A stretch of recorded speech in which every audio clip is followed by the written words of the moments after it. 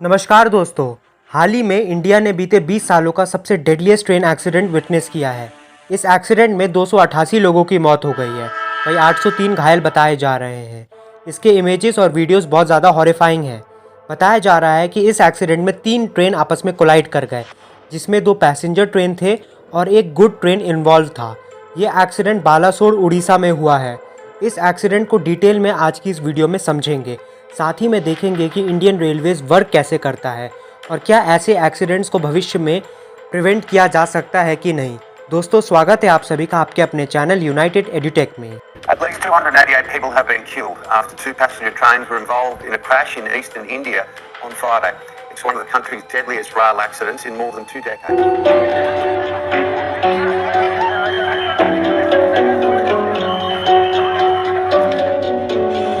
दोस्तों, सबसे पहले हमें इंडियन रेलवेज़ को करंट सिनेरियो में समझना होगा।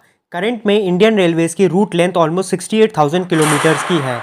इंडियन रेलवेज़ के पास 13,169 पैसेंजर ट्रेन्स और 8,479 फ्राइट ट्रेन्स मौजूद हैं। पूरे वर्ल्ड में इंडियन रेलवेज़ की ranking 4th largest Railways network के रूप में है। अभी करंट में इंडियन रेलवेज़ 22,599 ट्रेन्स को ऑपरेट करता है डेली। वही 2.5 करोड़ पैसेंजर इसे डेली यूज़ करते हैं। अब बात करते हैं इंडियन रेलवेज़ की हिस्ट्री की। History of Indian Railways. दोस्तों, आज इंडियन रेलवेज़ को मिनिस्ट्री ऑफ रेलवेज़ ऑपरेट करती है। आज से 185 ईयर्स पहले यानी 1870s में इंडियन रेलवेज़ पहली बार सिनेरियो में आया था, जब पहली बार इंडियन रेलवेज़ का रूट क्रिएट किया गया था। दोस्तों, 1840s में ब्रिटेन और फ्रांस जैसी कंट्रीज़ में पैसेंजर ट्रेन की सक्सेस के बाद पैसेंजर ट्रेन का आइडिया इंडिया में दिया गया था। 8 मई 1845 को पहले रेलवे कंपनी का जन्म हुआ था, जिसका नाम था मद्रास रेलवे कंपनी। इसके बाद ईस्ट इंडिया रेलवे कंपनी और great India peninsula railway company picture में आते हैं। इन तीनों कंपनीज़ ने बहुत एफिशिएंटली सालों तक काम किया और इन तीनों कंपनी ने सालों तक ऑपरेट किया। इसके बाद रेलवे कंपनीज और सपोर्टर्स ने डिमांड की गारंटी सिस्टम की। दोस्तों, गारंटी सिस्टम क्या होता है?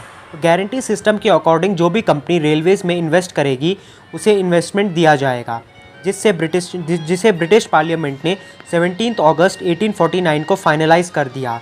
गारंटी सिस्टम के अनुसार रेलवे कंपनी को लैंड ऑफर किया जाएगा और सालाना 5% इंटरेस्ट रेट भी दिया जाएगा। ऐसे रेलवे लाइंस को गारंटी रेलवेज कहा जाता है। इंडिया की फर्स्ट पैसेंजर ट्रेन 15 अप्रैल 1853 को बॉम्बे के बोरी बांद्रा स्टेशन से थाने तक 400 लोगों ने इस पर सफ़र किया था और 34 किलोमीटर के इस रूट को कवर करने में 1 आवर 20 मिनट्स का टाइम लगा था। 1870 तक इंडिया में 6400 किलोमीटर्स की रेलवे ट्रैक बिछा दी गई थी। 17 साल में ही 6400 किलोमीटर की ट्रैक बना दी गई, जिसका एवरेज निकाले तो ये आता है 376.5 किलोमीटर ट्रैक पर ईयर बन रहा था, जो कि देश के डेवलपमेंट और ट्रेन हिस्ट्री के लिए एक बहुत बड़ी खबर और एक अच्छी खबर कहा जा सकता था। दोस्तों, 1870s तक ईस्ट इंडिया कंपनी इन ट्रैक्स में 34% शेयर होल्डर बन गया था। ईस्ट इंडिया कंपनी उस टाइम सबसे ज़्यादा शेयर होल्ड करता था, जिसके साथ ही उसके पास 2172 किलोमीटर का ट्रैक भी आ गया था। फेमाइन एरियाज़ को डेवलप करने के लिए ईस्ट इंडिया कंपनी ने 1870 से 1880s तक बहुत सारे ट्रैक्स को अपने अंडर में ले लिया था प्राइवेट ओनर्स से, जिसके बाद इन एरियाज़ को डेवलप किया गया। इसीलिए 1880s तक रूट लेंथ 14,432 किलोमीटर पहुंच गई।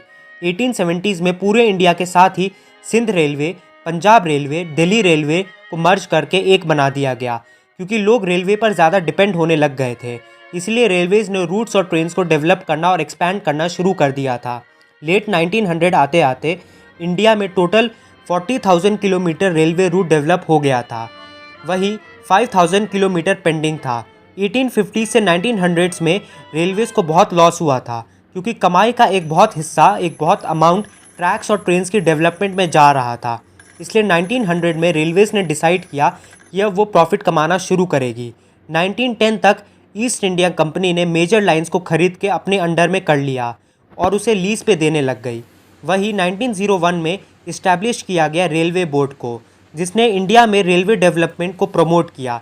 वही वर्ल्ड वॉर के टाइम गवर्नमेंट ने अपना फोकस रेलवे से हटाकर वेपन्स पर कर दिया, जिसके बाद फैक्ट्रीज़ को ये आदेश दिया गया कि वो वेपन्स बनाने में अपनी भूमिका निभाएं। रेलवेज़ आफ्टर पार्टीशन के बाद रेलवेज़ का 8,124 किलोमीटर का एरिया वेस्ट पाकिस्तान में, वही 2600 किलोमीटर रूट ईस्ट पाकिस्तान में चला गया। इस पूरे पार्टीशन में नॉर्थ ईस्ट इंडिया पूरी तरीके से मेन लाइन इंडिया से कट गया। जिसके बाद 1950 में सिलीगुड़ी कॉरिडोर, जिसे हम इंडिया का चिकन नेक भी कहते हैं, उसमें बहुत ज़्यादा डेवलपमेंट देखने को मिली, जिसमें इंडियन गवर्नमेंट ने ट्रैक्स बनाकर उसे डेवलप किया और मेन लाइन इंडिया से नॉर्थ ईस्ट इंडिया को कनेक्ट किया। ये रूट 230 किलोमीटर का है, जिसे 1952 में पूरा किया गया। इसे बनाने में 2 साल का वक्त लगा था।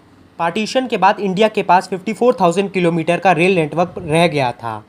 1955 तक इंडिया में 3 टाइम जोन होते थे, Indian standard time, Kolkata time और बॉम्बे टाइम।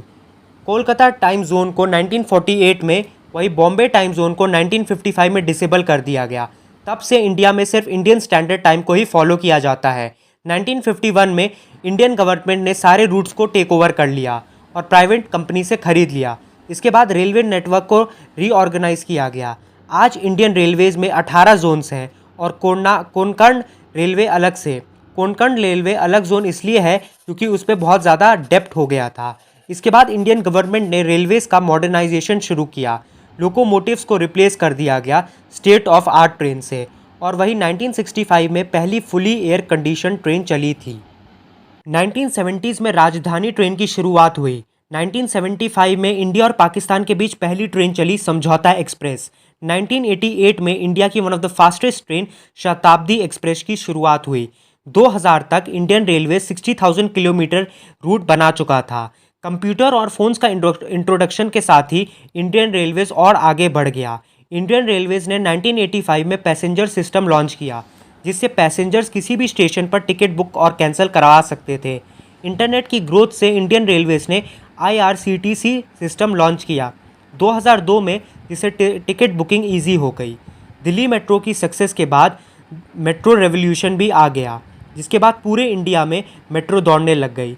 2001 में सिर्फ कोलकाता में ही मेट्रो था, वही आज 15 सिटीज़ में मेट्रो एक्टिव है। अप्रैल 2016 में गतिमान एक्सप्रेस की शुरुआत हुई, जो अभी फास्टेस्ट ट्रेन मानी जाती है। इसीलिए इंडियन रेलवेज़ ने एक इम्पॉर्टेंट रोल प्ले किया देश की इकोनॉमी और डेवलपमेंट में, और शायद आगे भी यही काम की हम उम्मीद इंडियन रेलवे से रखते हैं। शायद इसीलिए इंडियन रेलवेज़ वर्ल्ड की 4th लार्जेस्ट रेल नेटवर्क बन गई है। इंडियन रेलवेज़ की बिजीएस्ट ट्रेन राजधानी और शताब्दी एक्सप्रेस है। तो दोस्तों, ये था इंडियन रेलवे से जुड़ा हुआ उसका करंट सिनेरियो, ओरिजिन और हिस्ट्री। अब हम अपने मुद्दे पर वापस आते हैं। अब हम बात करेंगे उड़ीसा ट्रेन एक्सीडेंट की, जिसका जिक्र मैंने वीडियो की स्टार्टिंग में किया था। इस एक्सीडेंट में 288 लोगों की मौत हो गई है, वही 803 घायल बताए जा रहे हैं। ये हादसा उड़ीसा के बालासोर शहर में हुआ है, जिसमें 3 ट्रेन आपस में कोलाइड कर गए, जिसमें 2 पैसेंजर ट्रेन और एक गुड ट्रेन इन्वॉल्व था। आइए इसे एक एनिमेशन वीडियो के जरिए समझते हैं।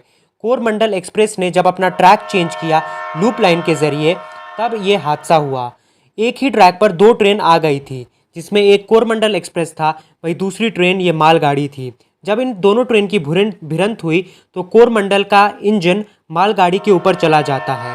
इस हादसे में कोरमंडल के 5 कोच बाजू वाली ट्रैक पर जा गिरते हैं।